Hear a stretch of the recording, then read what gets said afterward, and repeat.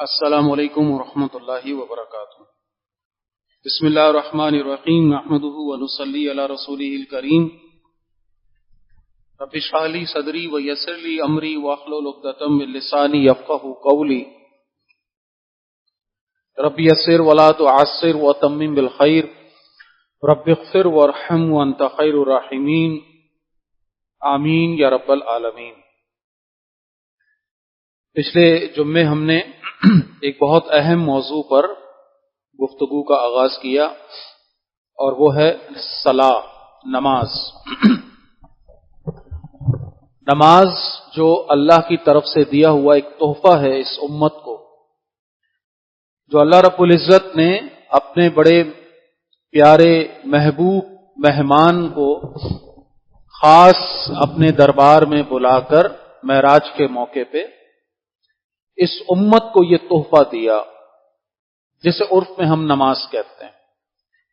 پچھلی دفعہ میں نے آپ کے سامنے کچھ تھوڑا سا اس کی حکمت، اس کی تھوڑی سی تاریخ اس حوالے سے کہ صلاۃ کوئی ایسی عبادت نہیں ہے جو خاص اس امت کو دی گئی، بلکہ ہر نبی، ہر رسول، ہر شریعت، ہر کتاب وہ اس خاص عبادت کی فرضیت کا حکم لے کر آئے، اور ہر دور میں اللہ کے بندے اپنے اللہ کے ساتھ ربط بنانے کے لیے، کانٹیکٹ کرنے کے لیے وہ یہ چینل استعمال کرتے ہوئے آ رہے ہیں جس کو ہم نماز کہتے ہیں۔ یہ کیا ہے؟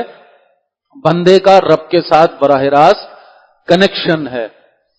پچھلی دفعہ بھی ظاہر ہے وہ آج کے حساب سے عرف میں کچھ ایگزامپلز میں نے آپ کے سامنے غالباً رکھی تھیں، تو ظاہر ہے ہم کسی کے ساتھ جب باقاعدہ کمیونیکیٹ کرتے ہیں، فون کرتے ہیں، کال کرتے ہیں، براہ راست لنک ہو جاتے ہیں، یا میں نے شاید مثال دی تھی کہ ہمارے موبائل میں وائی فائی کا کنیکشن آ رہا ہوتا ہے تو ساری اپڈیٹس ہمیں موبائل میں مل رہی ہوتی ہیں، چل رہا ہوتا ہے، لیکن جیسے یہ کنیکشن کٹ ہوتا ہے ہم جانتے ہیں کہ پیچھے سے جو اپڈیٹس آنی ہے وہ ختم، جو سپورٹ آنی ہے وہ ختم ہو جاتی ہے۔ تو ایک مسلمان کو بحیثیت مسلمان اور اس سے بھی بڑھ کر وہ جو خلیفہ کی اس کی حیثیت ہے، اللہ کا نائب ہونا، یہ کوئی آسان بات تو نہیں ہے، یہ کوئی چھوٹی بات تو نہیں ہے۔ یہ جو ہمارے بڑے یہ باتیں کہتے کہتے چلے گئے کہ اپنی حیثیت کو ہم پہچانیں، اپنے مقام کو ہم پہچانیں، میں اور آپ خلیفۃ الارض بنائے گئے ہیں، پھر یہ کہ ہمیں اس کلمے جیسی نعمت دی گئی ہے، ہمیں ایک بہت بڑا ہدف دے کر یہ زندگی کی نعمت دی گئی ہے، ہمیں اللہ کا بندہ بننا بھی ہے اور اللہ کی بندگی کا پیغام دوسرے انسانوں تک پہنچانا بھی ہے۔ ہم نے اللہ کو بڑا ماننا بھی ہے اور دوسروں سے اللہ کو بڑا منوانا بھی ہے۔ ہم نے رسول اللہ صلی اللہ علیہ وسلم کی طریقے، آپ کی سنت، آپ کے منہج کو فالو کرنا بھی ہے اور دوسروں سے اس کو کروانا بھی ہے۔ جہاں جہاں اپنا اختیار ہے، حکومت ہے، اپنی جورسڈکشن ہے، وہاں امر بالمعروف، نیکی کا حکم دینا ہے، نہی عن المنکر، برائی سے روکنا ہے۔ کیسے؟ جہاں طاقت ہے، اختیار ہے، اپنے ہاتھ سے، زبردستی جہاں اختیار ہے وہاں، جہاں اختیار نہیں ہے وہاں اپنی زبان سے، یعنی بات کو پہنچانا ہے۔ یہ گویا ایک دعوت کا، تبلیغ کا انداز ہے، اور جہاں جہاں کوئی برائی ہوتے ہوئے دیکھنا ہے وہی بات کہ اس کو روکنا ہے، نہیں روک سکتے تو اس سے جا کر بات کرنی ہے، اپنی زبان سے اس کا حق ادا کرنا ہے۔ اور اگر یہ بھی ہمت نہیں، طاقت نہیں، حوصلہ نہیں، تو تیسری اور آخری اور سب سے کمزور ترین جو منزل ہے وہ یہ ہے کہ کم از کم دل میں برا جاننا ہے، اس برائی کو دیکھ کر لوٹ پوٹ ہونا ہے، تڑپنا ہے، پریشان ہونا ہے، فکر مند ہونا ہے کہ یہ کیا ہو رہا ہے، یہ کیوں ہو رہا ہے۔ اب اس ساری منازل میں، چاہے ہاتھ سے روکنے کی منزل ہو، زبان سے روکنے کی منزل ہو، دل میں برا جاننے کا مرحلہ ہو، ہمیں مدد چاہیے، ایمان چاہیے، ہمیں اللہ کی سپورٹ، اس کی مدد، اور وہ جو اللہ فرماتا ہے وہ نعم المولا و نعم النصیر، کیا ہی وہ مولا ہے، کیا ہی وہ مددگار ہے، تو اس کے ساتھ ربط کیسے بنے، اس کے ساتھ تعلق کیسے بنے، اس کے ساتھ مدد کرنے کی یہ جو SOS کال ہے یہ کیسے جائے گی، کیسے حوصلہ آئے گا، کیسے ایمان بڑھے گا، کیسے اس کے سامنے اپنے مسائل، اپنی مشکلات رکھیں گے، کیسے اس سے بات چیت کریں۔ تو یہ چینل ہے نماز، یہ ذریعہ ہے نماز۔ کیا پیاری وہ بات ہے، کچھ حضرات نے اس کو حضرت علی رضی اللہ تعالی عنہ سے یہ بات جوڑی ہے، بعض نے کسی اور صحابی سے، لیکن بات بڑی اہم ہے، اور وہ کیا ہے، فرمایا کہ جب مجھے اللہ سے بات کرنی ہوتی ہے، جب مجھے اپنے اللہ سے بات کرنی ہوتی ہے تو میں کیا کرتا ہوں، نماز میں کھڑا ہو جاتا ہوں۔ اللہ سے بات کرنی ہے، نیت باندھی اور کھڑے ہو گئے نماز میں۔ اب گویا یہ نماز پڑھ رہا ہے اور اللہ سے بات اس کی چل رہی ہیں۔ ہاں، پہلے بھی میں نے عرض کیا تھا کہ اس دنیا کا ایک نظام، ایک ترتیب ہے، اس پورے آزمائش کا ایک سینیریو، ایک سیٹ اپ ہے، ایک اللہ نے خاص حکمت سے انسان کو کچھ اختیارات دیے ہیں اور کچھ جگہوں پر اس کو لمٹ کیا ہے، باؤنڈ کیا ہے، ریسٹرکٹ کیا ہے، محدود کیا ہے۔ تو ہم جو بات کریں گے اللہ سے، یقیناً اللہ ہماری سن رہا ہے، سنتا ہے، لیکن اللہ سے ہم نہیں سن سکتے۔ اللہ کہے تو ہم سنائی دے جائے، یہ ہماری اس دنیا میں رہتے ہوئے نہیں ہے حیثیت۔ یہ تو جنت میں ہوگا انشاءاللہ، اللہ ہمیں وہ وقت دکھا دے، اس قابل بنا دے۔ تو اللہ سے بات چل رہی ہے، میں کہہ رہا ہوں، اللہ جواب بھی دے رہا ہے۔ حدیث میں الفاظ موجود ہیں، مسلم کی حدیث پچھلی دفعہ بھی میں نے ریفر کی تھی، لیکن میں سن نہیں سکتا اس لیے کہ میری ابھی یہ حیثیت نہیں ہے۔ ہاں، یقین میرا پورا ہو، ایمان میرا مکمل ہو۔ اسی لیے قرآن کے آغاز میں ہی متقین کی، ایمان والوں کی، نیک لوگوں کی صفات بتاتے ہوئے پہلی بات ہی کیا آئی تھی بھائی؟ غیب پر ایمان، والذین یؤمنون بالغیب، غیب پر ایمان لاتے ہیں، یہ ایمان کی بنیادی شے ہے۔ اور اگلی بات وہ جو حدیث میں پوری کر لوں کہ فرمایا کہ جب مجھے اللہ سے بات کرنی ہوتی ہے تو میں نماز میں کھڑا ہو جاتا ہوں، اور جب میں چاہتا ہوں کہ اللہ مجھ سے بات کرے، اب یہ بھی بڑی اہم بات ہے، اللہ مجھ سے بات کرے تو میں کیا کرتا ہوں، قرآن کھول لیتا ہوں، قرآن پڑھنا شروع کر دیتا ہوں۔ اب یہ قرآن میں جو کچھ لکھا ہوا ہے یہ کس کی باتیں ہیں، کس کے الفاظ ہیں، کس کی گفتگو، کس کا کلام ہے؟ یہ اللہ کا۔ اللہ نے بات کی ہے، کس سے بات کی ہے؟ مجھ سے۔ ہم میں سے ہر شخص اس بات کو سمجھے، مجھ سے کلام کیا ہے اللہ نے، تو میں قرآن کھولوں اور اللہ کے اس کلام کو جو وہ مجھ سے کر رہا ہے میں دیکھوں، پڑھوں، سمجھوں۔ لیکن بہرحال اس وقت ہمارا موضوع نماز ہے، اور نماز میں بھی ظاہر ہم قرآن پڑھتے ہیں نا، قرآن پڑھتے ہیں الحمدللہ۔ تو کمبینیشن تو نماز اور قرآن کا بڑا اہم ہے۔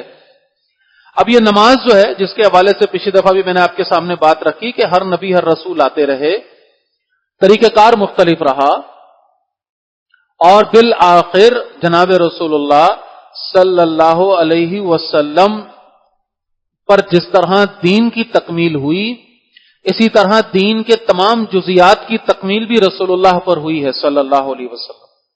ہر شے، چاہے وہ اخلاقی اصول کیوں نہ ہوں، چاہے وہ معاشرتی اصول ہوں، چاہے وہ آپس میں لین دین کے، تجارت کے اصول ہوں، ہر شے ترویجن، ترقی پاتے پاتے اپنے ایوولوشنری پروسیس سے گزر کے تکمیل کہاں آ کر ہوئی ہے؟ رسول اللہ پہ صلی اللہ علیہ وسلم۔ شریعت کے تمام قوانین اعلیٰ ترین حیثیت میں، کیفیت میں آ کر اس شریعت میں مکمل ہوئے ہیں۔ لہذا وہ نماز جو حضرت آدم علیہ السلام سے جس کا آغاز ہوا، اپنے مختلف مراحل سے طریقہ کاروں سے گزرتے گزرتے گزرتے بالآخر جامع ترین صورت میں کہاں پر مکمل ہوئی آ کے اس پیارے دین میں، اس شریعت میں، شریعت محمدی میں صلی اللہ علیہ وسلم۔ اب یہ جو نماز ہم پڑھتے ہیں، گویا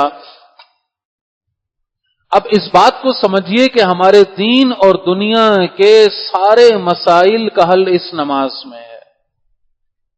اللہ کرے کہ ہم اس نماز کو صحیح معنوں میں پڑھ سکیں، اس کو ادا کر پڑھنا تو میں نے پچھلے دفعہ بھی بتایا تھا، عرف میں بات آ گئی، نماز پڑھی نہیں جاتی، نماز ادا کی جاتی ہے، نماز میں پڑھا جاتا ہے، نماز میں قرآن پڑھا جاتا ہے، نماز میں تسبیحات پڑھی جاتی ہیں، نماز میں اللہ کا ذکر ہوتا ہے، نماز تو ادا کی جاتی ہے، اور اس ادائیگی میں ہر وہ شے شامل ہے جو کسی انسان کی شخصیت کی تکمیل کے لیے، اس کی ذہانت، اس کی سوچ، اس کی نفسیات، اس کی جسمانی تقاضے، اس کے روحانی تقاضے، ہر شے کو مکمل کرنے والی شے نماز ہے۔ شرعی نقطہ نگاہ سے دیکھیں تو پچھلی دفعہ بھی میں نے عرض کیا تھا، بھائی گنتی پوری کرنی ہے، یہ ذہن میں رہے۔ اگر میں یا ہم میں سے کوئی ساتھی خدا نہ خاصہ کمزور پڑ رہا ہے، خدا نہ خاصہ نماز میں کمزوری کا، سستی کا معاملہ آ رہا ہے، تو پہلا ٹارگٹ تو یہ بنے گا کہ بھائی پورا کرنا ہے گنتی کو۔ اگر اس سے پیچھے رہ گئے تو یہ سوال ہی ختم ہو گیا۔ پھر تو بھائی کوئی بندہ کہے کہ میں اپنے نیکیوں کا اجر قیامت کے دن پاؤں گا کہ نہیں پاؤں گا، میں نے حج کیا، عمرہ کیا ہے، میں نے فلاں کو کھانا کھلایا ہے، میں نے فلاں کے ساتھ بڑا نیک سلوک کیا ہے، میں نے اپنے بچوں کو پالنے کے لیے حلال رزق کمایا ہے، میں نے بڑی جدوجہد، جو بھی اپنی لسٹ بنانا شروع کرے اور یہ تصور کرے کہ بھائی کل قیامت کے دن مجھے ان ساری باتوں کا اجر ملے گا نہیں ملے گا، میری یہ نیکی کا، بھائی یہ ساری کی ساری باتیں ایک طرف کر کے پہلی بات کیا ہے؟ کمرہ امتحان میں داخل ہونے کی شرط کیا ہوتی ہے؟ جو ایگزام دینے والے ساتھی ہیں وہ جانتے ہیں، ایڈمٹ کارڈ، ایسا ہی ہے نا؟ آپ کمرہ امتحان میں داخل ہو رہے ہیں، آپ کی تیاری بہت اچھی ہے، سارے پیپر کو آپ نے اچھی طرح تیار کیا ہوا ہے، خوب یاد کیا ہوا ہے، آپ کو پتا ہے میں پیپر میں بیٹھوں گا اور میرے 100 میں سے 90 نمبر آ جائیں گے، سب کچھ اوکے ہو گیا، لیکن آپ ایڈمٹ کارڈ آپ لے جانا بھول گئے، یا آپ کے پاس ایڈمٹ کارڈ نہیں ہے، یا چلیں اس کو اس طرح لے لیں کہ ایڈمٹ کارڈ پر آبجیکشن آیا ہوا ہے۔ یہ جتنے ہمارے اسٹوڈنٹس بیٹھے ہوئے ان کو سمجھ آ رہی نا بات میں کیا کر رہا ہوں؟ ایڈمٹ کارڈ پہ کیا آ گیا؟ اعتراض آ گیا، آپ کی فیس پوری پے نہیں ہوئی بھی، آپ کی اٹینڈنس پوری، وہ جو بھی کہہ لیجیے، اٹینڈنس پہ یونیورسٹی میں ہوتا ہے نا، آپ کی اٹینڈنس پوری نہیں ہے بھائی، آپ ایگزام میں نہیں آ سکتے، آپ کہیں جی میں نے بڑی اچھی تیاری کی ہوگی بھائی، آپ کی اٹینڈنس اتنے % نہیں ہے، باہر اگلے سال آئیے گا، جائیے۔ ہائے، دنیا میں تو اگلے سال کا آپشن ہوتا ہے نا، دنیا میں تو اس آبجیکشن کو ریموو کیا جا سکتا ہے نا، سپلیمنٹری کا آپشن ہوتا ہے، اور اگلے سال ریپیٹر بن کے ایگزام دے کر کچھ کر سکتے ہیں، لیکن وہاں کیا ہوگا؟ ایک ہی دفعہ ہے وہ، وہاں نہیں ہے بھائی دوبارہ کا، وہاں ایسا نہیں ہے کہ چلو اس دفعہ پورا نہیں ہے تو اگلی دفعہ آ جانا، ایک اور زندگی لے جاؤ، وہاں ایسا نہیں ہے، یہ تو ایک دفعہ ہے بس۔ لہذا اس کمرہ امتحان میں داخل ہونے کے لیے جو شے چاہیے وہ کیا ہے بھائی؟ وہ ہے نماز کی گنتی پوری ہونی چاہیے۔ اور پھر میں عرض کر رہا ہوں، ذرا ٹیکنیکل بات ہے، سمجھیے گا، ابھی میں یہ بات ہی نہیں کر رہا کہ نماز کیسی پڑھی، اچھی کہ بری، قبول ہوئی کہ نہیں ہوئی، اس میں خشوع و خضوع تھا یا نہیں تھا، اس میں کوئی غلطی تھی یا نہیں، وہ ابھی چھوڑ دیجیے، ابھی تو یہ بات ہی نہیں ہو رہی، یہ تو آگے کے مراحل ہیں۔ ابھی تو کمرہ امتحان میں داخل ہونا ہے، ایلیجبلٹی چیک ہو رہی ہے کہ اس شخص کا احتساب، اس کا امتحان، اس کا حساب کتاب کیا جائے کہ اس کے بغیر اس کو جہنم میں پھینک دیا جائے۔ تو اس مرحلے سے گزرنے کے لیے کیا چیز ہے بھائی؟ سب سے پہلی شے چیک کرو بھائی، نماز پوری ہے، نماز پوری ہے، پوری ہے، چلو لے آؤ بھائی، اب دیکھتے ہیں اس کا کیا کرنا ہے، آگے آؤ، اب دیکھتے ہیں تمہارے اعمال کیا ہیں، تمہارے معاملات کیا ہیں، اب چیک کرتے ہیں ذرا، آؤ۔ اب چانس بنتا ہے کہ اگر قبول ہو گیا تو جنت سے خدا نہ خاصا، لیکن نہیں ہوا تو اللہ معاف کرے پھر ادھر بھی بہرحال ایک چانس بنتا ہے جنت کی طرف. اس کمرے میں جا کے امتحان ہوگا، پاس فیل ہونے کی گنجائش بنے گی. لیکن بھائی مسئلہ کیا ہوا؟ نماز نہیں ہے، نماز نہیں ہے بھائی، تو بات ہی ختم ہو گئی. ساری تیاری دھری کی دھری رہ گئی، سارے حج عمرے، سارے اخلاق، سارا کسب حلال، ساری سب جو کچھ بھی تھا سب ختم ہو گیا. اب تو بھائی وہ رہا دروازہ جہنم کا.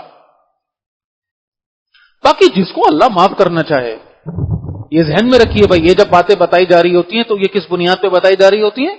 جو قرآن و سنت نے اصول بتائے ہیں، جو ہمارے دین نے اصول بتائے ہیں، اللہ کے نبی صلی اللہ علیہ وسلم نے یہ اصول بتائے ہیں.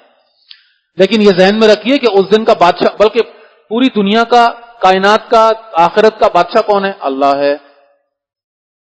اب اس دن وہ اللہ مہربان ہے، وہ رب ہے، جس کو چاہے معاف فرمائے، اس پر کوئی سوال تھوڑی نہ کوئی اٹھائے گا. لیکن اصول جو بتایا وہ یہ بتا دیا، اصول یہ بتا دیا.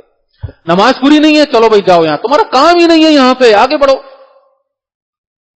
تم اچھے شوہر تھے، اچھی بیوی تھی، اچھے بیٹے تھے، اچھے بھائی تھے، اچھے پڑوسی تھے، تم یہ تھے، تم وہ تھے، تم جو کچھ بھی تھے، ختم ہو گیا مسئلہ. یہاں پہ جاؤ ادھر.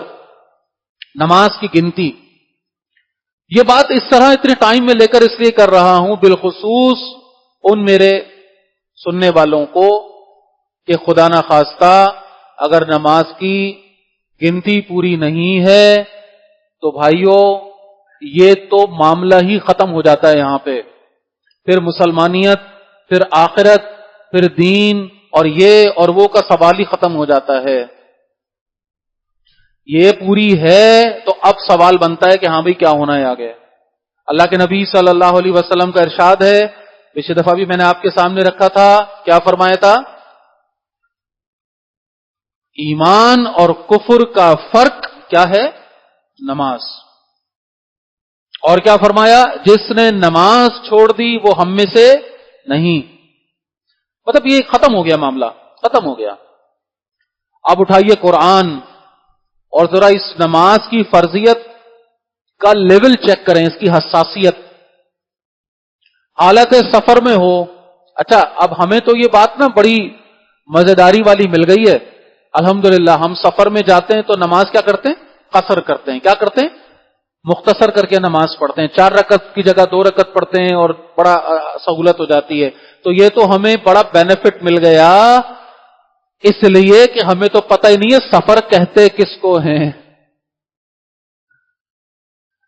آپ ذرا اندازہ کیجئے، جس زمانے کا یہ حکم آ رہا ہے اس کے سفر کو ذہن میں لائیے. سفر جسے کہتے تھے کہ جس میں آپ میلوں جا رہے ہیں اور آپ کے پاس اپنی ایک سواری ہے، اونٹ ہے یا جو بھی ہے، اور اس پر آپ کے پاس زیادہ راہ ہے، راستے میں پانی وغیرہ کا کوئی امکان دور دور تک نہیں ہے، تھوڑا بہت جو آپ نے لیا ہوا اسی سے آپ نے وضو کرنا ہے، اسی سے آپ کو پینا ہے، اسی کو آپ کو استعمال کرنا ہے. آپ کے جانور کے لیے بھی وہی، جتنا آپ سامان لے جا سکتے ہیں کتنا لے کے جائیں گے.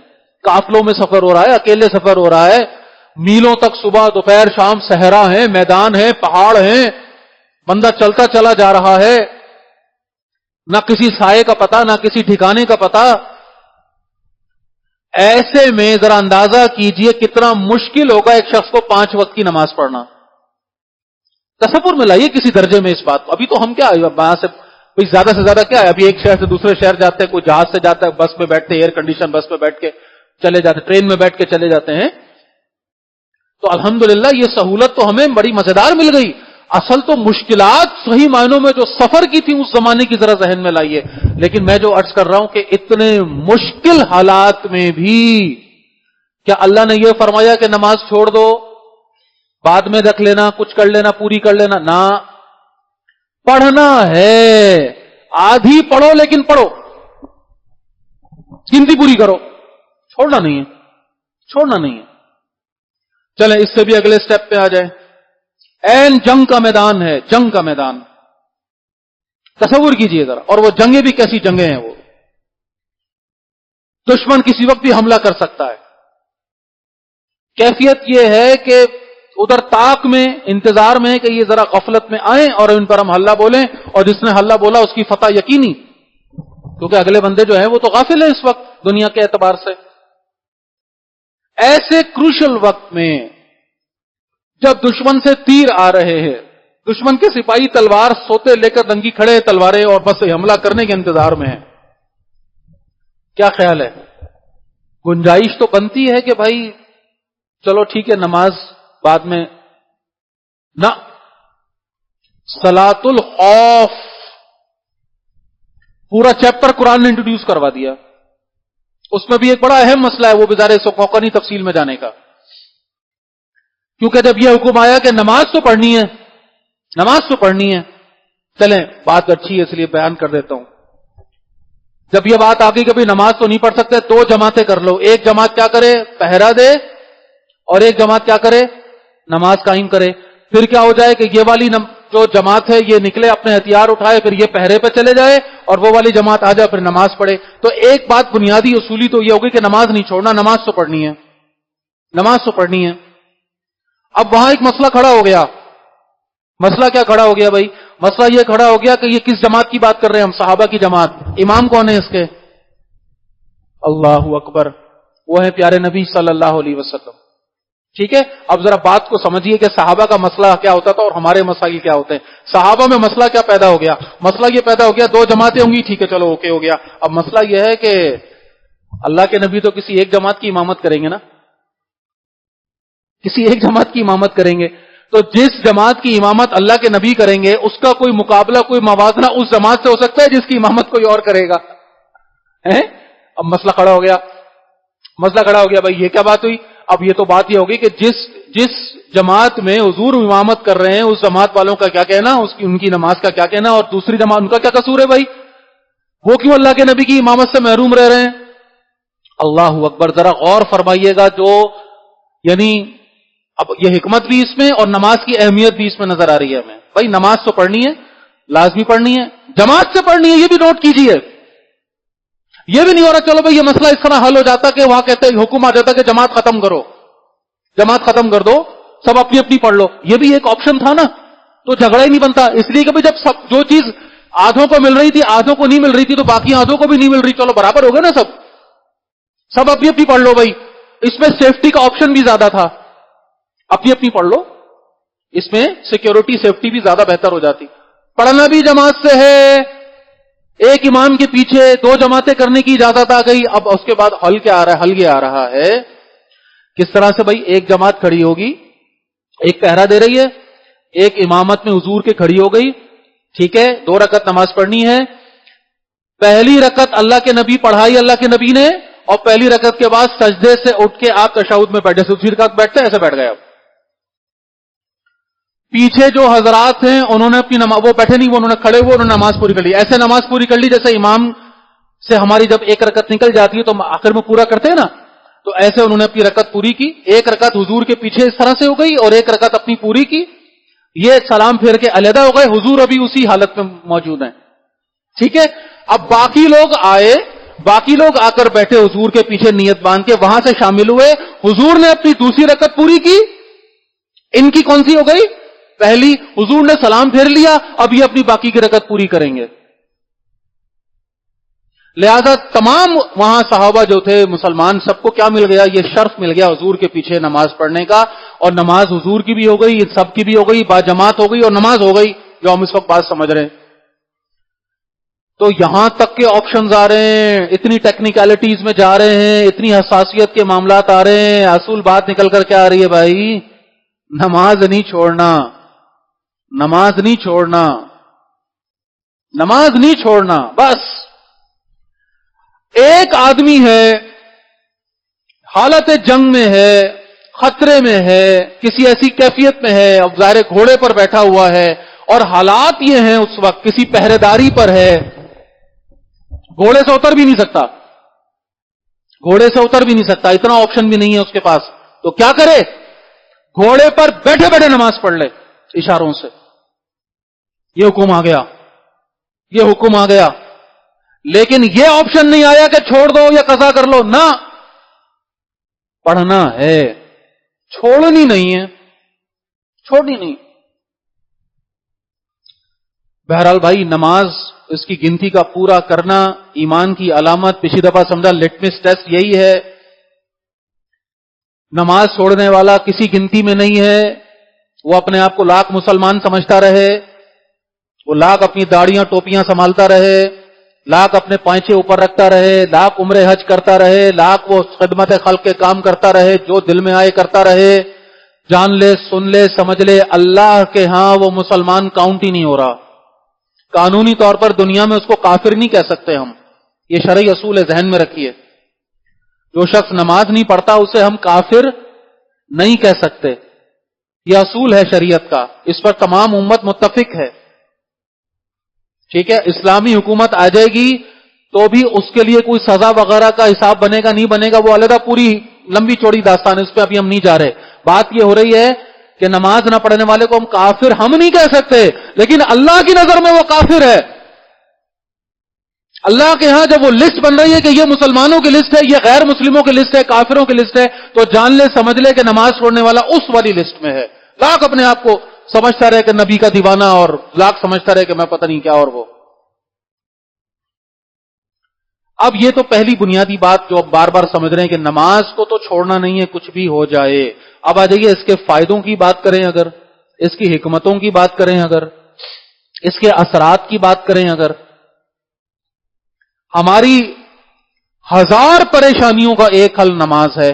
کیونکہ 1000 یہ جو پریشانیاں 1000 2000 جو بھی کہہ لیں، اس کو گنتی کا اصل مقصد نہیں ہے. یہ جتنے ہمارے اس وقت ذہنی خلفشار ہیں، یہ ہماری الجھنیں ہیں، یہ ہماری جو بھی اسٹریس ہے، جو اسٹریسفل لائف اس وقت ہم جی رہے ہیں، ہمارے گھریلو تنازعات ہیں، یہاں تک کہ والدین کا ادب اگر اولاد نہیں کر رہی ہے تو اس مسئلے کو بھی سمجھ لیں، شوہر کا ادب اگر بیوی نہیں کر رہی ہے تو یہ بھی سمجھ لیں. یعنی ان مسائل سے لے کر بڑے بڑے مسائل، میرے کاروبار میں اگر برکت نہیں آ رہی ہے، کسی بھی میری صحت میرا ساتھ نہیں دے رہی ہے، کسی مسئلے کو بھی اٹھا لیں، اس میں بنیادی شے نکل کر جو آتی ہے نا، وہ اسٹیبلٹی، شخصیت کا ٹھہراؤ، وہ سکون کا فیکٹر، وہ شے جو انسان کو ہمت دیتی ہے، اس کو باؤنڈ کرتی ہے، اس کو ڈھارس دیتی ہے، اس کی شخصیت میں ایک ایسی کیفیت لاتی ہے جس سے وہ بھی اور اس کے ارد گرد کے لوگ بھی متاثر ہوتے ہیں.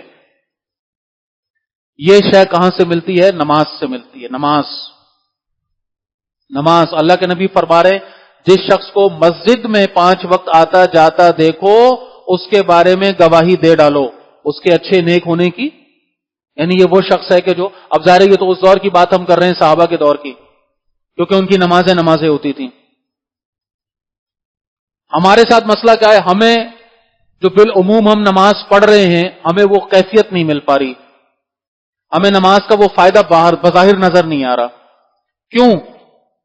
بنیادی بات اچھی طرح ذہن میں رکھیے، نماز کو ادا کرنا ہے، بھگتانا نہیں ہے. میں نے وہ ایک کیفیت آپ کے سامنے رکھ دی کہ گنتی پوری کرنی ہے، یہ تو ہو گئی بنیادی بات قانونی طور پر اس لحاظ سے کہ بھئی کل قیامت کے دن ہمارا حساب کتاب ہونا نہیں ہونا اس بنیاد پر ہے. اب اس سے اگلی بات آ جائیے، اب اس کی حکمتیں، اس کے فائدے، اصل اس کے فائدے اگر اٹھانے ہیں، اور اگر ہم چاہتے ہیں کل قیامت کے دن کمرہ امتحان میں جانے کے بعد، یعنی یہ کیفیت بالکل ہو سکتی ہے، گنتی پوری تھی ٹھیک ہے، کمرہ امتحان میں پہنچ گئے، ایلیجیبل تو ہو گئے، گنتی پوری ہے، اب وہاں پہنچے تو پتہ چلا تمہاری نمازیں یہ رہی واپس، وہ راک کا ڈھیر، اور ایک حدیث کے مفہوم کے مطابق منہ پر مار دی جائیں گی وہ نمازیں ساری، کیونکہ ان میں سوا اٹھک بیٹھک کے کچھ بھی نہیں تھا، نہ اس میں دل تھا، نہ ذہن تھا، نہ دماغ تھا، نہ کیفیت تھی، نہ ادائیگی کا تصور تھا. بس ٹھیک ہے ایک فارمیلٹی تھی. آئے تھوڑے اللہ کے نبی کے الفاظ بتا رہا ہوں میں آپ کو، کوے کی طرح ٹھونگے ماری. یہ میں کسی مفتی مولوی کے اور کسی فلاں کے نہیں بتا رہا ہوں حضرت، سمجھ لیجئے، یہ اللہ کے نبی کے حدیث کے الفاظ بتا رہا ہوں. آپ نے یہ مثال دی ہے کہ کوے کی طرح ٹھونگے مارنے سے آپ نے فرمایا کہ ایک شخص ایسے نماز پڑھتا ہے کہ آیا زمین پر ٹھک ایسے کیا اٹھ گیا بس. تو نماز کے فائدے کب نظر آنا شروع ہوں گے؟ جب ہم نماز کو اہمیت دیں گے. جب ہم نماز کو اہمیت دیں گے تو اب اس کے اثرات ہمیں نظر آئیں گے. اہمیت دینے کے لیے پہلی بنیادی شے میں نے پچھلی دفعہ بھی عرض کیا تھا، کیا کرنا پڑے گا؟ نماز کا انتظار، نماز کی تیاری. اللہ کا بندے کو ایک دم انکشاف نہیں ہوتا کہ نماز کا وقت آ گیا، وہ تو انتظار میں ہوتا ہے بھائی. اس کا دماغ ہوتا ہے اپنی دکان میں، اپنے کاروبار میں، اپنے گھر میں، اپنے بچوں میں، اپنے آفس میں، جہاں کہیں بھی وہ ہے. اس کا دل کہاں ہوتا ہے؟ یہاں ہوتا ہے مسجد میں. اور اس کا دل دھڑک رہا ہوتا ہے یہ سوچ کر کہ ابھی اللہ کے سامنے جا رہا ہوں میں. آپ اپنے آفس میں بیٹھے ہیں, آپ کو پتا ہے کہ صبح 10 بجے باس کے ساتھ میٹنگ ہے, 10 بجے باس نے اپنے کیبن میں بلایا ہوا ہے, آپ 8 بجے دفتر پہنچ گئے ہیں اور 8 بجے سے 10 بجے تک کیا ایک لمحے کے لیے بھی آپ یہ بات بھولیں گے کہ 10 بجے آپ کے باس کے ساتھ میٹنگ ہے؟ بھولے گا کوئی؟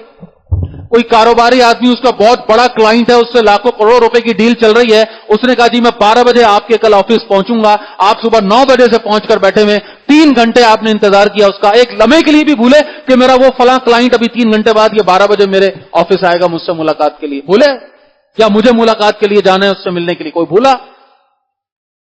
ارے یہ تو میں نے آپ کو اچھی مثالیں دی ہیں, دنیا میں رہ رہے ہیں نا, یہ دنیا کی عارضی مثالیں ہیں.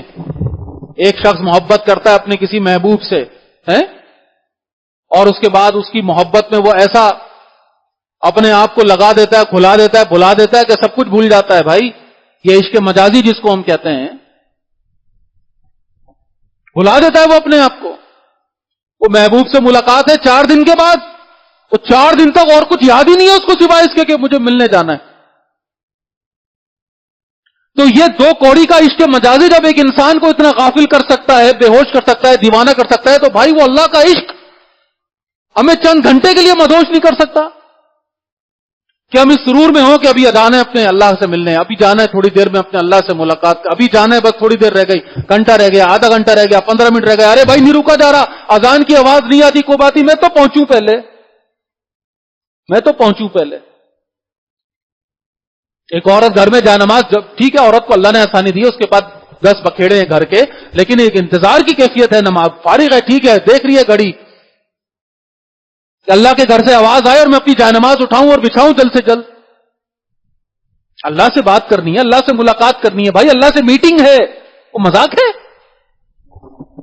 تو بھائی جب تک نماز کا انتظار نہیں ہوگا, نماز کو جب تک اہمیت نہیں دیں گے, ہر چیز سے بڑھ کر اہمیت, ہر چیز سے بڑھ کر, یہ کاروبار ختم ہو جائے گا بھائی, یہ دکانیں ختم ہو جائیں گی بھائی. میں نام بھی نہیں لوں گا, صرف اشارہ بھی واجبی سے کروں گا. ابھی کی بات ہے, پرسوں ترسوں کی, یعنی کیفیت یہ ہے کہ ایک صاحب ماشاءاللہ اچھے کھاتے پیتے, بہت کوئی اچھا ان کا سارا سیٹ اپ بہترین, یعنی کہ آپ دنیا کے لحاظ سے آپ کہہ لیں جی کیا رہ گیا جو ملنے سے, کیا رہ گیا ملنے سے, اور کیا ہوا, انتقال ہو گیا. اور ایک ایسی بیماری سے ہوا جو بس ایسا ہی ہے, کتنے لوگ ہیں جو آتے ہیں اس میں اور نکل کے باہر آ جاتے ہیں, وہ گئے ادھر اور گئے ختم ہو گیا. اب وہ سارا کاروبار, وہ سارا آفس کا سیٹ اپ, وہ سارا جو انہوں نے بنایا, اب وہ تو چلے گئے, پیچھے اولادیں لڑیں گی ایک دوسرے کے گریبان پکڑ پکڑ کے, یہ تیرا, یہ میرا, یہ تیرا حصہ, یہ میرا حصہ, بہن کا حصہ یہ, بھائی کا حصہ یہ. وہ مولویوں کو بلایا جائے گا, فارمولے نکلوائے جائیں گے, مجلسیں ہوں گی, یہ والا گھر بیچیں کہ وہ والا گھر بیچیں, کاروبار میں کون کتنا شیئر کرے گا. بڑا بھائی آ جائے گا, جی میں نے تو اس میں وقت میرا تو زیادہ اس کے اندر ہے, اور بڑی بہن آ جائے گی, نہیں میں نے تو زیادہ قربانی دی ہے. ایک ہنگامہ مچا ہوا ہوگا. وہ صاحب کہاں ہے بھائی؟ ادھر قبر میں. کیا لے کر گئے اپنے ساتھ؟ نماز لے کر گئے. نماز اگر پڑھی تھی, ادا کی تھی, تو ابھی کوئی فائدہ اٹھا رہے ہوں گے بھائی, ابھی وہاں اپنی قبر کے اندھیرے میں کچھ ان کو روشنی کچھ, اور خدا نہ خاصہ اگر وہاں نہیں کر سکے مسئلے کو, نماز میں کوتاہی غفلت کر کے, تو ابھی یہ سارے کاروبار اور یہ سارے آفس اور یہ ساری ان کی لگژری گاڑیاں, 3-4 گاڑیاں ان کے پاس رہ گئی اسی دنیا کے اندر, رہ گئی. وہ سارا کاروبار, آفس سیٹ اپ پورا سب رہ گیا یہاں پہ ان کا. تو بتانے کا مقصد یہ ہے بھائی کہ یہ ساری چیز سے پڑھ کر اہم کیا ہے, یہ نماز ہے, ساری چیز سے پڑھ کر. وہ بیوی بھی چند گھنٹے کے لیے روئے گی نا بیچاری, وہ ایسا تو نہیں کرے گی کہ ٹھیک ہے اس کو بہت دکھ ہوگا شوہر کے مر جانے کا, لیکن انسان ہے بھائی, کتنے گھنٹے روئے گی؟ چند گھنٹے روئے گی, اس کے بعد وہ بھی چپ ہو کے بیٹھے گی, پھر اپنا دیکھے گی کیا کرنا ہے مجھے. لاجیکل بات ہے. ماں ہے, باپ ہے, کوئی بھی ہے, اولاد ہے, چند گھنٹے روئیں گے, افسوس کریں گے, پھر اپنی ظاہر سی بات ہے. ہم بھی جب ہمارے ماں باپ مر گئے, ہمارا پیارا دنیا سے چلا گیا, کتنے دن تک ہم اپنے کیا قبر میں جا کے بیٹھ گئے ان کے ساتھ؟ سب یہیں رہ جائیں گے, سارے پیارے, سارے دوست, سارے ہمدرد سب یہیں رہ گئے. ادھر تو اکیلا ہی ہوں نا بھائی میں, جہاں قبر میں اور میرے ساتھ صرف میرے اعمال ہیں، اور اعمال میں سب سے اوپر ان سارے اعمال کا تاج کیا ہے؟ تاج وہ نماز ہے۔ لہذا اللہ کے نبی صلی اللہ علیہ وسلم کے ارشادات بس پڑھتے چلے جائیں اور اس بات کا احساس ہم کریں کہ یہ نماز کی اہمیت کیا۔ اللہ کے نبی فرما رہے جس کی نماز نہیں اس کا دین نہیں۔ اللہ کے نبی فرما رہے ہیں ذرا تصور کرو، اب یہ مثالیں دے دے کے سمجھا رہے ہیں کہ کسی کے دروازے پر 5 دفعہ، یعنی کسی کے دروازے پر ایک نہر بہتی ہو، نہر، اور وہ 5 دفعہ جا کر اس میں نہائے تو کیا اس پر کوئی میل کچیل باقی رہ جائے گا؟ ابھی اللہ کے نبی سمجھا رہے ہیں صحابہ کو، کیا اس پر کوئی میل؟ اب ہم بھی یہ سوال اپنے سے پوچھیں، ایک آدمی بہتی ہوئی نہر میں 5 دفعہ جا کر نہائے تو کیا اس کے جسم پر کوئی میل کچیل رہ جائے گا؟ ظاہر سی بات نہیں رہے گا۔ یہ مثال دی، ایسے تمہاری خطائیں معاف ہو جاتی ہیں۔ یہ خطائیں کیا ہیں؟ یہ میل کچیل ہے نا جسم پر لگا ہوا، ہم بدنظری کرتے ہیں، بدنگاہی کرتے ہیں، غیبت کر لیتے ہیں، بات ایسی کر لیتے ہیں، ایسی پتہ نہیں دنیا جان کی کیا کیا کچھ کر لیتے ہیں، انجانے کیا کچھ ہو جاتا ہے، یہ سب میل کچیل جسم پہ۔ ادھر آئے، نماز پڑھی، ادا کی، اور الحمدللہ دھل دھلا کے صاف ہو کے چلے گئے۔ ایک اور جگہ فرمایا کہ جیسے یہ وضو جب تم کرتے ہو وضو، تو ایسے گناہ جھڑتے ہیں جیسے خزاں کے موسم میں پیلے پتے درختوں سے جھڑ کر نیچے گرتے ہیں۔ اللہ کے نبی صلی اللہ علیہ وسلم فرما رہے نماز میری آنکھوں کی ٹھنڈک ہے۔ آنکھوں کی ٹھنڈک، آنکھوں کی ٹھنڈک کیا ہے؟ جہاں آنکھیں سکون پاتی ہیں، اور سکون کا رستہ یہی آنکھیں ہوتی ہیں۔ ہم کوئی شے دیکھتے ہیں تو دیکھنے سے ہی ہمیں پھر اس کی احساس ہوتا ہے کہ یہ ہمیں ٹینشن دینے والی چیز ہے کہ سکون دینے۔ اسی لیے اولاد کے لیے دعا جو سکھائی گئی وہ کیا سکھائی گئی؟ قرۃ اعین کہا گیا نا، آنکھوں کی ٹھنڈک۔ تو خوش نصیب انسان وہ ہے جس کی اولاد اتنی نیک اور فرما بردار ہے کہ وہ اس کو دیکھتا ہے تو اس کو کیا احساس ہوتا ہے؟ سکون کا۔ اس کو کیا کہا؟ آنکھوں کی ٹھنڈک۔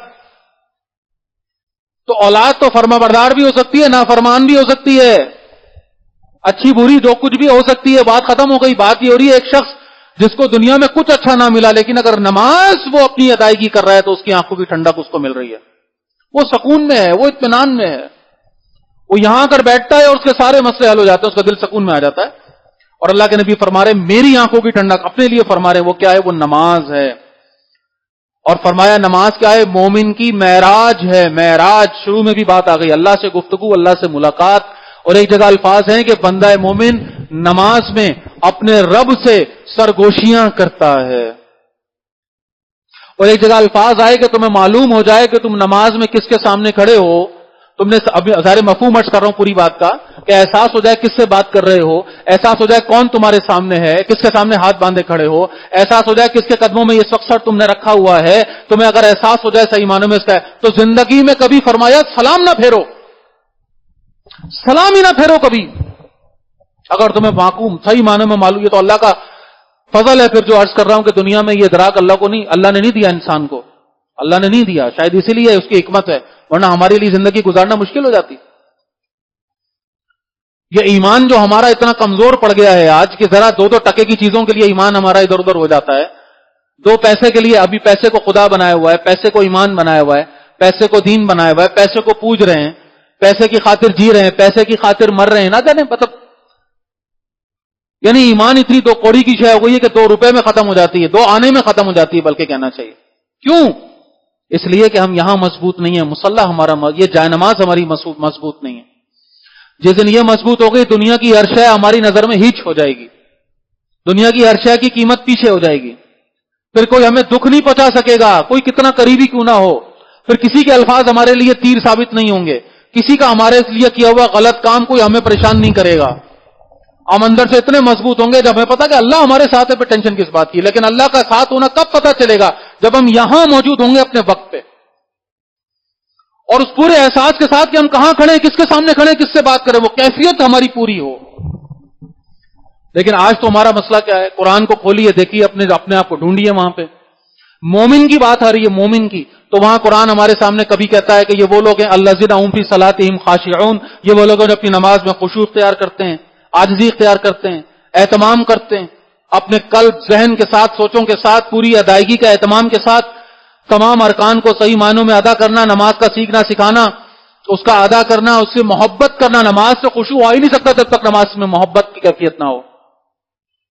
کہیں اگر اسی آگے بڑھیں تو پتہ چلتا ہے یہ وہ والذین هم علی صلواتہم یحافظون، یہ وہ جو اپنی نمازوں کی حفاظت کرتے ہیں. بھائی پہاڑ کی چوٹی پر ہوں کہ دریا کے اندر ہوں کہ جنگل میں ہوں کہ گھر میں ہوں، کہیں نماز اپنے وقت کرنی ہے، نماز کی حفاظت ہے. دنیا ادھر کی ادھر ہو جائے، نماز ادھر ادھر نہیں ہوگی بھائی میری. راستے میں ہوں، سفر میں ہوں، کچھ بھی ہو جائے نماز. اور نماز کی حفاظت کے وہ سارے معاملات کے اپنا طہارت کا بھی اہتمام کر رہے ہیں، اپنی پاکیزگی کا بھی. کیوں کہ بھائی نماز پڑھنی ہے، نماز پڑھنی ہے. یہ مومن کی باتیں ہو رہی ہیں نا بھائی. اور آ جائیے اگر دوسری طرف قرآن ایک اور آئینہ ہمارے سامنے رکھتا ہے. قرآن ہمیں کہتا ہے منافقین کی نشانیاں جہاں بتائی جا رہی ہیں، اور بھی نشانیاں ہیں نا وہاں پہ. پہلی نشانی کیا بتائی گئی ان منافقین کی؟ منافق کون ہے؟ دوہرا، ڈبل شخصیت والا. ان المنافقین فی الدرک الاسفل من النار، یہ وہ منافق ہے جو کل جہنم میں سب سے نچلے گڑھے میں ہوگا، بدترین عذاب میں ہوگا. اللہ میری حفاظت فرمائے. بدترین کیفیت جو کل جہنم میں عذاب کی وہ منافقوں کے ساتھ ہوگی. منافق کون ہے؟ جو کلمہ پڑھتے ہیں، اللہ اکبر کے نعرے لگاتے ہیں. ان کی نشانیاں بتائی جب قرآن نے، تو پہلی بات کیا بتائی کہ نماز میں سستی کرتے ہیں. نماز کے لیے کھڑے ہوتے ہیں سستی سے، بوجھل دل سے، بوجھ سمجھ کر، مصیبت سمجھے نماز کا وقت ہو گیا چلو یار اب نماز. یہ منافق کی نشانی قرآن بتا رہا ہے. جہنمیوں کی نشانی بتا رہا ہے قرآن. جہنمی آپس میں بات چیت کر رہے ہیں، جہنم کے اندر ہیں. بھائی کیا شے لائی تجھے جہنم میں؟ کیوں اتنے عذاب میں ہے؟ کیوں اللہ کی ناراضگی مول لے رہا ہے؟ کیوں اتنی اذیت میں ہے؟ تو کیا جواب دے رہا ہے؟ نماز نہیں پڑھتے، نماز نہیں پڑھتے. اللہ اکبر. تو بھائیو یہ نماز پوری زندگی کا فلسفہ اس نماز کے اندر ہے، پورے دین کا فلسفہ اس نماز کے اندر ہے. یہ جو ہم سنت پڑھتے ہیں، نفل پڑھتے ہیں، فرض پڑھتے ہیں، ان کی حکمتوں کو ہم سمجھیں. اللہ نے ہماری زندگی کے اندر کچھ چیزیں فرض کی ہیں، کچھ سنت کے درجے میں ہیں، کچھ نفل کے درجے میں ہیں، کچھ اضافی، کچھ عزیمت کی راہیں ہیں. کچھ کام لازمی کرنے ہیں، کچھ کاموں کے اندر کر لو گے تو اچھا ہوگا، نہیں کرو گے تو کوئی بات نہیں. تو یہ سارے فلسفے نماز کے اندر ہیں. ایک امام کے پیچھے کھڑے ہونا ہے، اس کے اشارے پر حرکت کرنی ہے، یہ اجتماعیت کا فلسفہ، دین کا فلسفہ. یہ نماز کے اندر اقامت کا فلسفہ. قرآن کہتا ہے ان اقیم الدین، دین کو قائم کرو، سورہ شورى میں. تو اس دین کو قائم کرنے کے لیے پریکٹس یہاں نماز میں کرائی جا رہی ہے. امام کے پیچھے نماز، اقیم الصلاۃ، نماز قائم کرو. وہ بڑے کام کو کرنا ہے تمہیں، اس کے لیے ہمت حوصلہ چاہیے، تو استعینوا بالصبر والصلاۃ، نماز سے اور صبر سے مدد حاصل کرو. نماز ہے ساری وہ راہ، وہ شے جس کے اوپر، جس رستے سے چل کر ہم نے اللہ کے سامنے حاضری دینا ہے، پہنچنا ہے. نماز ہے تو سب کچھ ہے، نماز نہیں ہے تو کچھ نہیں ہے.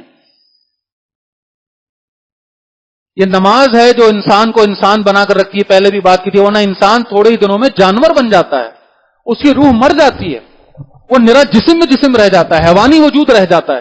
2 ٹانگوں پر چلنے والا حیوان ہے وہ، کتا ہے، بلی ہے، لومڑی ہے، چوہا ہے، گھوڑا ہے، گدھا ہے، جو کچھ بھی ہے وہ حیوان ہے. وہ انسان کو انسان بنا کر رکھنے والی شے یہ نماز ہے، جو اس کی روح کو بالغی دیتی ہے، اس کو زندہ رکھتی ہے.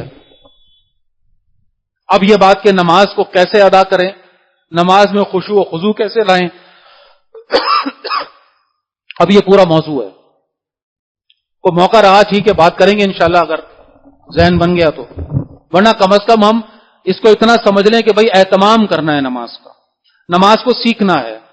نماز کے فرائض، واجبات، اس کی اہمیت کی چیزیں، جتنے امور ہیں، کس چیز سے نماز ہوتی ہے، کس سے نہیں ہوتی ہے، کیا پڑھنا ہے کیا نہیں پڑھنا ہے. نفل نماز کو مزید مزین کرنا ہے، زیادہ سے زیادہ قرآن یاد کر کر کے اس میں پڑھنا ہے. تسبیحات جو اللہ کے نبی نے پڑھی ہیں رکوع میں، سجود میں، ہم نے تو بچپن میں سبحان ربی الاعلیٰ یاد کر لیا، بس اب آگے بڑھ ہی نہیں رہے. اور چلو اس میں بھی کیا آگے بڑھیں گے، وہ سبحان ربی الاعلیٰ کسی نے بتا دیا تھا کہ 3 دفعہ سے ہو جاتا ہے، بس بات ختم. اب تو یہ ہوتا ہے کہ بس وہ ایک جھٹکے سے جا کر جیسی ٹکا یہ ماتھا جا کر زمین پہ سبحان ربی الاعلیٰ، سبحان ربی الاعلیٰ، سبحان ربی الاعلیٰ، کیا بولا، کیا مطلب بنا، کس کو کہہ رہے ہو، کیا کہہ رہے ہو، اللہ اکبر، اور اے اللہ اکبر، ایک جھٹکا مارا اوپر. کیا ملے گا اس نماز سے؟ بات کو سمجھیں. اور پھر محبت والی نماز، ہمارا تو مصیبت یہ ہے کہ وقت ہی نہیں ہے ہمارے پاس.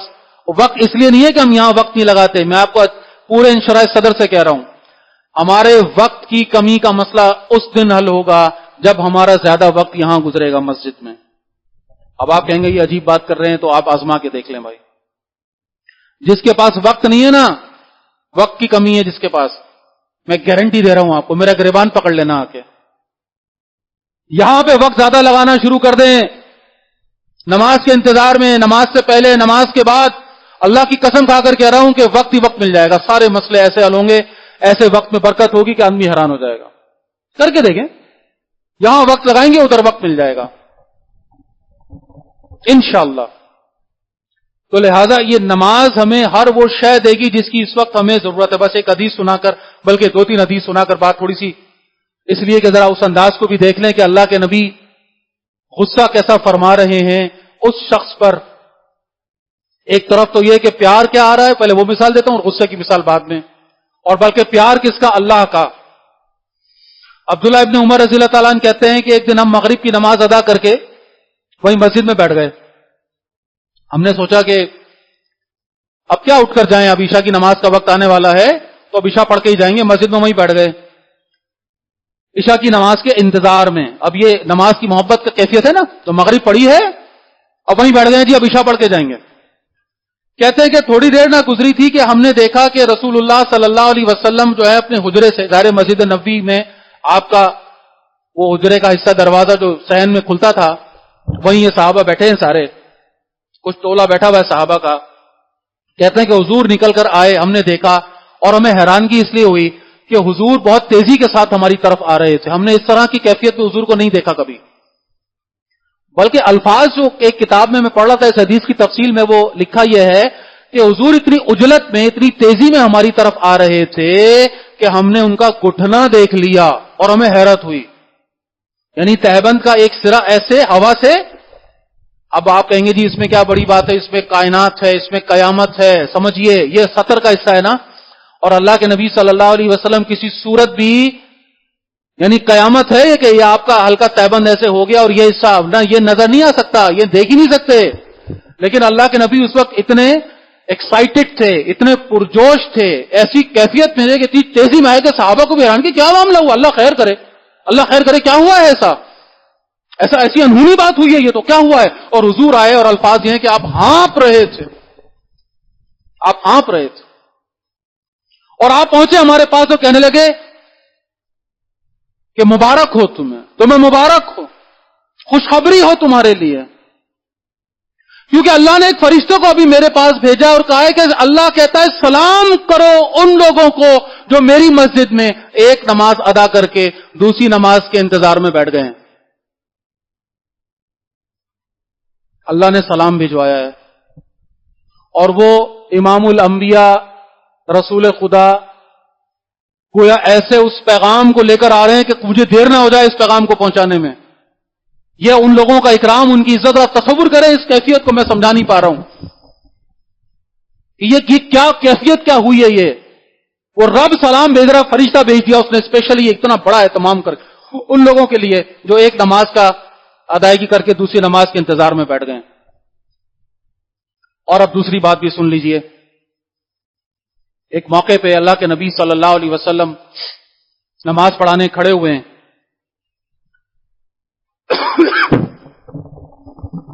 صحابہ پیچھے صفے بنا کر کھڑے ہیں،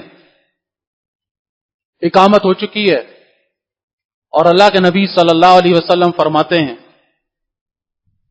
کہ میرا دل کرتا ہے کہ میں تم میں سے کسی کو یہاں پر نماز پڑھانے کا حکم دوں اور خود میں جا کر لکڑیاں اکٹھی کروں اور ان لوگوں کے گھروں میں آگ لگا دوں جو اس وقت نماز کے لیے مسجد میں نہیں آئے ہیں. کون فرما رہا ہے؟ یہ رحمت للعالمین فرما رہے ہیں. اس سے بھی بڑھ کر اگر کوئی شے مجھے اور آپ کو چاہیے نماز کی ادائیگی کے لیے دوڑ لگانے میں، تو اب اس کائنات میں اور کوئی شے ہو نہیں سکتی بھائی. اگر یہ سننے کے بعد بھی میرا اور آپ کا دل نہیں چاہتا کہ میں نماز کے وقت پہ مسجد میں پہنچ کے نماز ادا کروں، تو اس کا مطلب یہ ہے کہ اندر کچھ نہیں بچا، اندر کوئی شے نہیں باقی رہ گئی. اب یہ جانور ہے، حیوان ہے جو اپنی زندگی اپنی سانسیں پوری کرنے کے لیے جی رہا ہے اور بس. اللہ مجھے اور آپ کو نماز سے دیوانہ وار محبت عطا فرما دے اور اس کی ادائیگی کا اہتمام کرنے کی توفیق عطا فرمائے. اقول قولی ھذا واستغفر اللہ لی ولکم ولسائر المسلمین والمسلمات. شام میں انشاءاللہ ترتیب کے مطابق درس کی تقریب ہوگی حضرات و خواتین کے لیے.